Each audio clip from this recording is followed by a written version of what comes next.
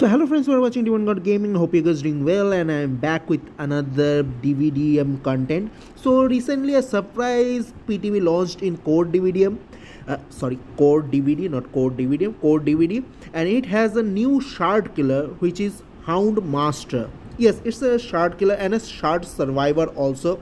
Terry Kane. I don't know it's Tori Kane or Terry Kane because it's TAU. So I'm going to call her Terry Kane. And you can see her hand here. It's the new survivor. It's her hand, you can say that. And this killer has a hound, like how Charlotte has Victor as her assistant. There's the hound is the assistant of HoundMaster. So this hound works similar to Artist Crow. Let's talk about her power. It's scent of blood. What this power does, the chase command, it has a chase. So the chase command sends the dog out at high speed. Pressing the power button again redirect the chase, pivoting the dog's path. When the dog catches the survivor, the dog starts a grab. The survivor becomes hindered and is pulled toward the HoundMaster. The survivor can get free by stunning the dog or can be rescued by another survivor. Grabs that end without injuring leave the survivor hindered. Grab duration is shorter for survivor with the endurance status effect. So basically what happens, this power has many phases and many parts. The first part is chase.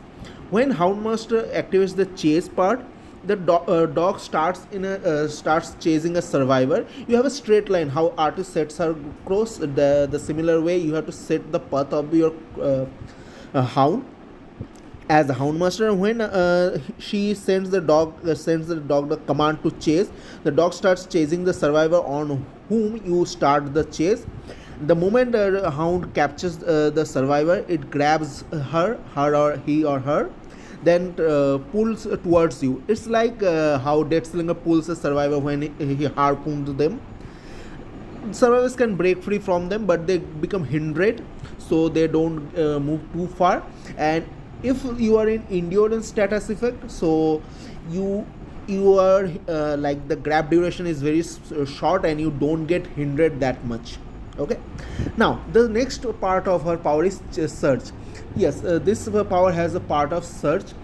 What search happens, the search command sends the dog to a target location, creates a search path. It has its own lullaby, and as it moves, its hound sense radius rises over distance traveled. Survivors who enter the radius are affected by hound sense and revealed by killer instincts. If the HoundMaster follows the dog's search path, she gains increased movement speed over time. Leaving the search path ends the bonus movement speed. Okay, so basically what happens when the dog is moving forward, he creates a search path. Now what should I say, like how survivors create scratch marks, the hound creates a search path like similar to survivor scratch marks. And if the HoundMaster is moving on those search path, she gets a speed boost for when she's on the search path. This is basically like what should I say, Legion power.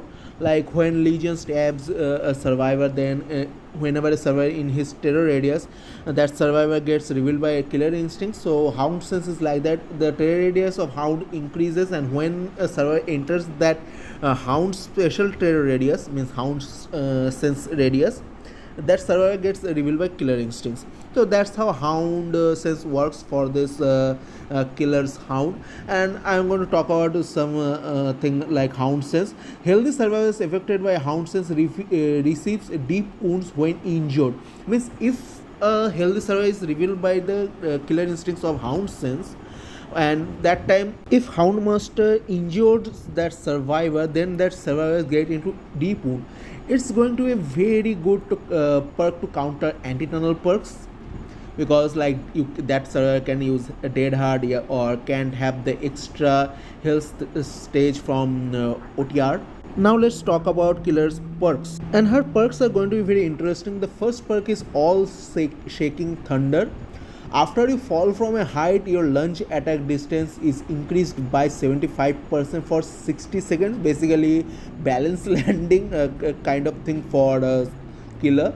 Means when you land from a very high place, you can lunge 75% more distance and hit a survivor. So very good perk, going to be counter balance landing, and after that 16 seconds the perk goes for 5-second cooldown. It's very good. Next perk is Scorch Hook Jagged Compass. Whenever you hook a survivor on this kind of Scorch Hook, the generator with most progress is revealed by yellow aura for 10 seconds. This perk is going to be very good for stealth killers because survivors can't know that the killer has the aura rating Scorch Hook.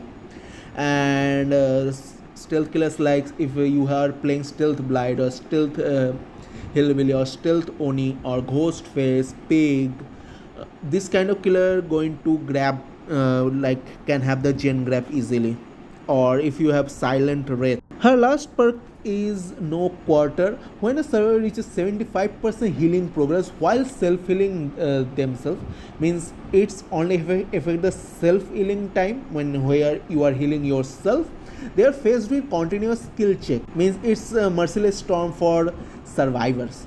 If one of these skill checks is missed or the heal is interrupted, the survivor suffers from the broken status level for 30 seconds.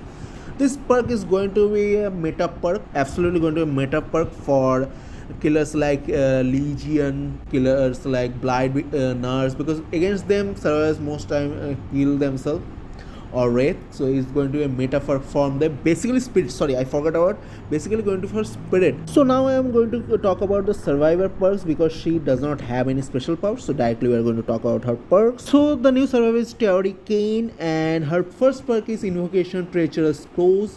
When in the basement near the circle, press the ability button to begin the invocation. Invokers take 60 seconds. Other survivors will see your aura during this and can join on ongoing invocation process. Once the invocation is completed, you become injured and gain the broken status effect for the rest of the trial. So broken status effect is a fixed thing for invocation.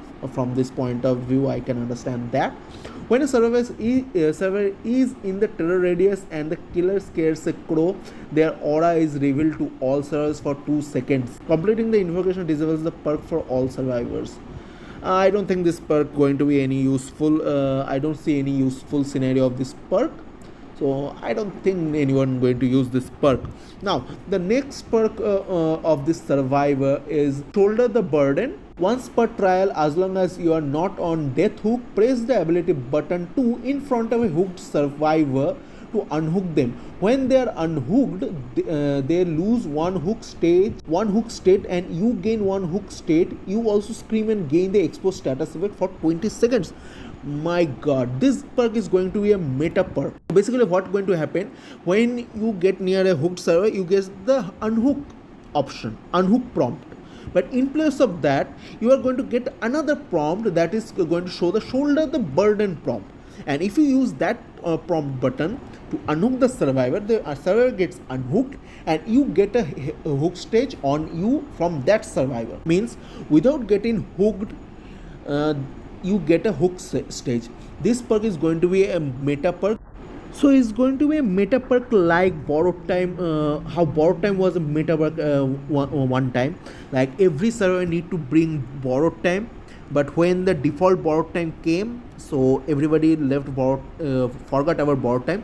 But this perk is going to take that place now. Everyone going to use this perk on higher MMR. It's going to be a very good perk to counter tunneling. Now let's talk about her last perk, which is Clean Break. So when you equipped this perk, you have to heal a survivor, then this perk gets activated, something like that.